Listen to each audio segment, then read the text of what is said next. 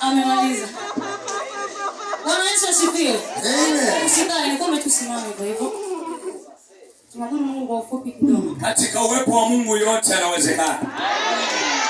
Kuna wakati tunapokuwa tunacheza tunajitoaga fahamu kwa sababu yuko ambaye tunamchezea.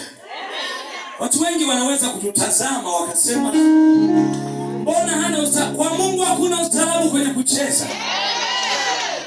Tukikutana na mbingu tunacheza kama tutakuja kucheza tena. Maana yake Bwana ametupa uzima.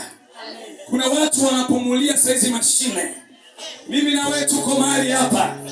Kuna watu na washangaga sana. Wakati wengine tunatoka jasho, wengine wanashangaa kwa sababu hawamjui wanayemwabudu. Daudi alipokuwa anamwabudu Bwana na msifu, akashangaa ghafla anacheza mpaka nguo zinamdondoka.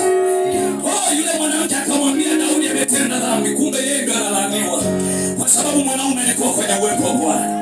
Kwa hiyo katika ibada jiachilie moyo wako. Utamwambia nini Mungu ulikuwa wapi? Kuna wakati wengine wanakutana Mungu, mwingine anashangaa.